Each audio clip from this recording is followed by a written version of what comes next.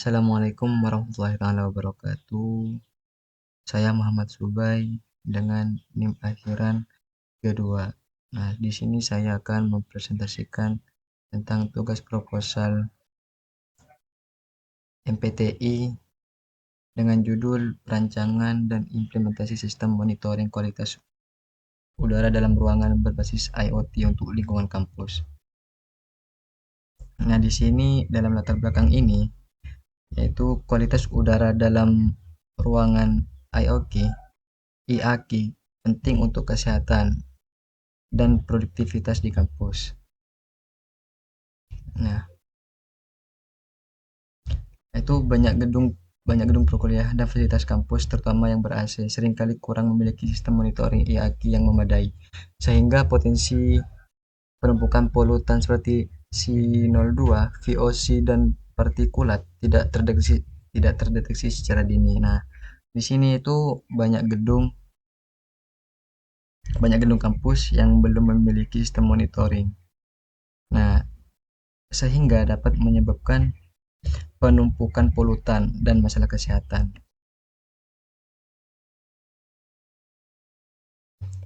Nah, pada penelitian sebelumnya telah banyak membahas sistem monitoring dengan menggunakan IoT. Namun, belum banyak yang secara spesifik berfokus pada kualitas udara dalam ruangan di lingkungan pendidikan dengan integrasi notifikasi real time dan analisis data trend. Nah, di sini itu kurangnya sistem yang terintegrasi yang fokus pada IAQ di lingkungan pendidikan dengan notifikasi real time dan analisis trends. Nah, pada selanjutnya itu tujuan dan manfaat proyek. Nah, tujuan di sini yaitu mengembangkan sistem monitoring kualitas udara dalam ruangan berbasis IoT yang mampu mengumpulkan data C02, PM2,5, suhu dan kelembaban secara real time. Itu selanjutnya itu menyediakan dashboard visualisasi data yang informatif dan mudah dipahami bagi pengguna. Itu seperti mahasiswa, dosen, dan staf pengelola gedung. Terus mengimplementasikan sistem notifikasi utama otomatis ketika nilai ambang batas kualitas udara. Nah, manfaatnya di sini yaitu manfaat proyek bagi mahasiswa dan staf yaitu menciptakan lingkungan belajar dan kerja yang lebih sehat dan nyaman. Meningkatkan kesadaran dan pentingnya kualitas udara dalam ruangan, serta memberikan data objektif untuk studi atau penelitian terkait IAQ. Nah, manfaat bagi pihak pengelola gedung atau kampus yaitu mempermudah pemantauan IAQ secara proaktif dan real time. Selanjutnya membantu dalam pengambilan keputusan untuk ventilasi atau tindakan perbaikan lainnya. Dan yang terakhir yaitu meningkatkan efisiensi energi dengan optimasi sistem ventilasi berdasarkan data IAQ. Nah, terus yang nomor 4 di sini yaitu ruang lingkup proyek. Nah,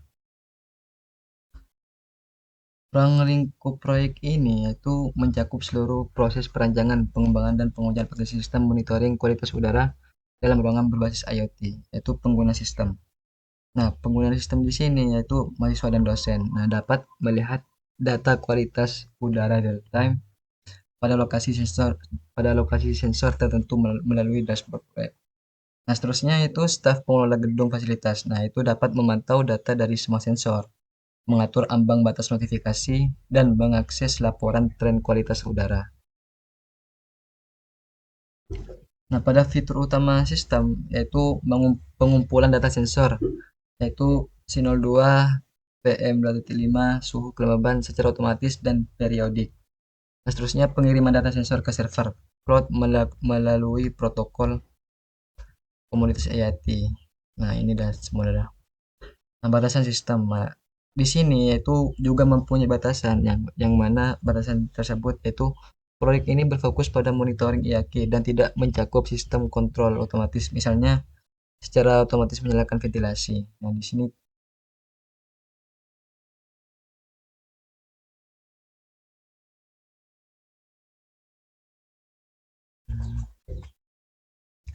jumlah titik sensor terbatas pada beberapa ruangan percontohan di lingkungan kampus. Terusnya integrasi dengan sistem building management system yaitu BMS yang lebih besar tidak menjadi fokus utama, namun desain akan mempertimbangkan skalabilitas. Terus proyek ini akan membangun prototipe sistem dan tidak menyakup produksi massal perangkat keras sensor.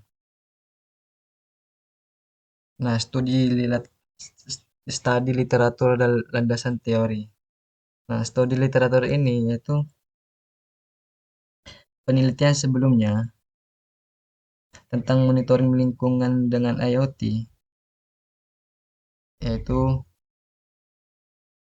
Sen et al, Wijaja et al. Nah, tetapi belum spesifik untuk IAKI di kampus dengan parameter lengkap. Di sini. Nah, terusnya sistem komersial yang mahal sehingga ada research gap untuk solusi cost efektif.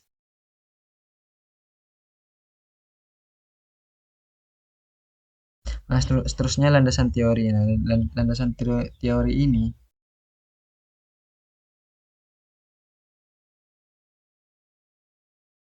itu seperti IoT, sensor teknologi, web-based application development, cloud computing, data visualization.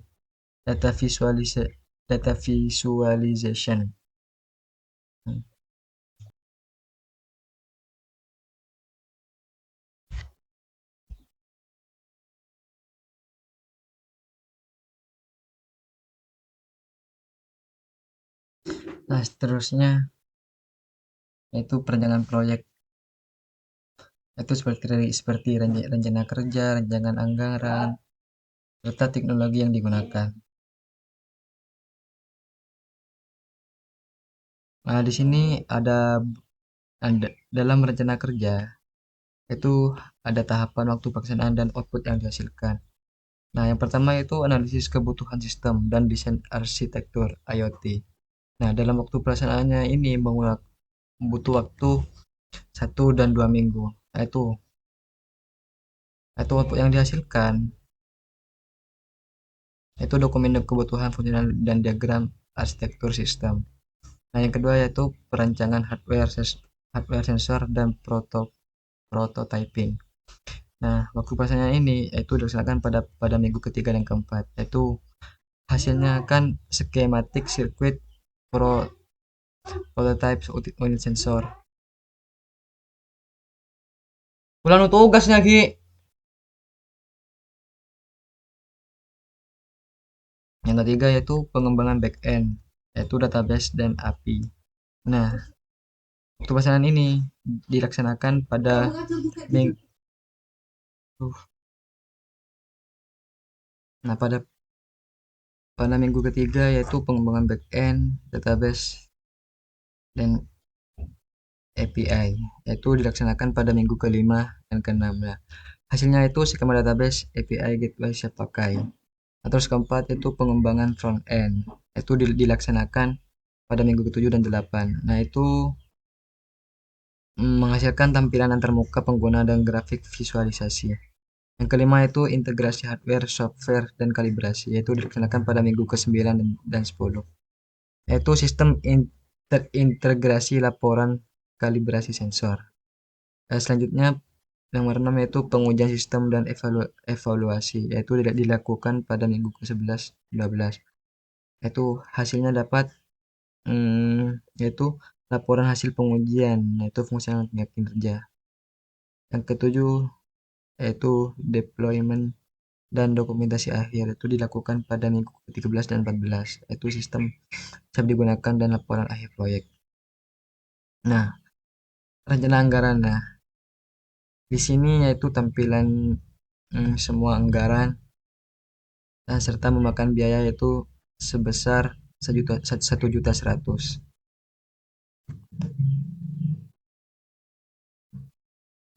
Nah, teknologi yang digunakan. Nah, teknologi yang digunakan ini yaitu ada bahasa pemrograman, framework, database, platform, desain, UI, atau UX, web hosting, tools pengujian.